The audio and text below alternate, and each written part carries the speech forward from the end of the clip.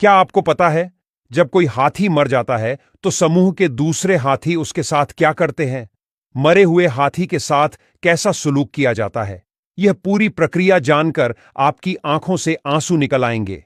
जब एक हाथी मर जाता है तो उसके परिवार और अन्य समूह के हाथी मृत हाथी के शरीर के आसपास इकट्ठा होते हैं और अपनी सूंड से मृत हाथी को टच करने लगते हैं। लेकिन हाथी ऐसा क्यों करते हैं? इसके पीछे की छुपी हुई वजह आगे जानेंगे, किंतु पहले हाथियों की यह बात जान लीजिए जो शायद ही आपने सुनी होगी। हाथी का बच्चा अपनी मां के पेट में 22 महीने यानी तकरीबन 2 साल तक रहता है। प्राणियों में यह सबसे लंबी गर्भावस्था है। हाथी के छोटे बच्चे को उनकी सूंड किसी खिलौने जैसी लगती है। वे अपनी ही सूंड से खेलते रहते हैं और कभी-कभी सूंड में उलझकर खुद ही गिर जाते हैं। लेकिन जैसे जैसे वे बड़े होते हैं, वे सूंड का सही इस्तेमाल करना सीख जाते हैं। हाथी दिन में औसतन केवल 2-3 घंटे ही सोते हैं और ज्यादातर खड़े रहकर ही सोते हैं। वे केवल कभी कभार ही लेटते हैं, क्योंकि उनका भारी शरीर लंबे समय तक लेटे रहने में मुश्किल पैदा कर सकता है।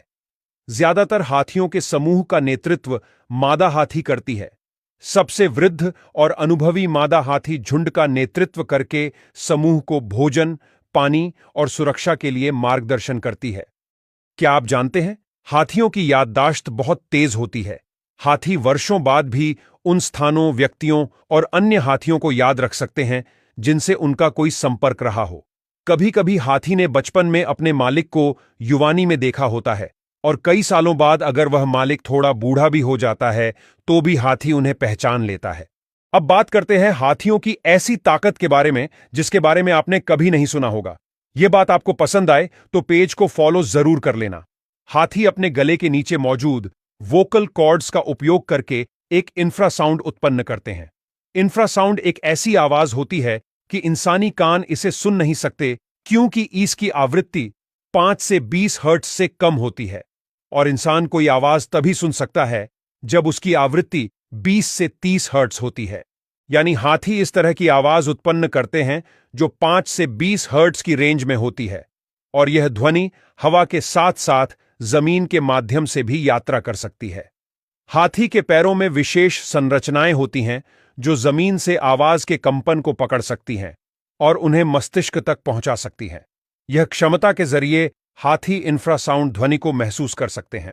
हाथी अपनी यह इंफ्रासाउंड क्षमता का उपयोग दूसरे हाथी से लंबी दूरी तक संवाद करने और अपने समूह को खतरे से बचाने के लिए करते हैं।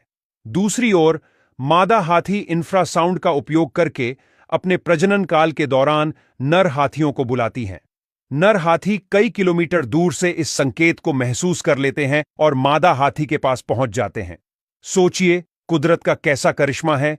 दुनिया का सबसे बड़ा प्राणी इतनी छोटी आवाज निकालता है और सुन सकता है जिसे इंसान भी सुन नहीं सकता। जब हाथी मर जाता है तब दूसरे हाथी आमतौर पर उसके साथ 3 तरह का व्यवहार करते हैं।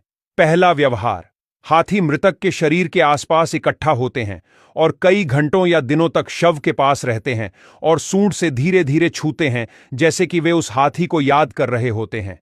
वे उसके शरीर को कई बार देखने वापस आते हैं, जैसे कि वो शोक मना रहे हों। दूसरा व्यवहार, कई बार देखा गया है कि अन्य हाथी मृत हाथी के शरीर को पत्तों, मिट्टी या शाखाओं से ढकने की कोशिश करते हैं।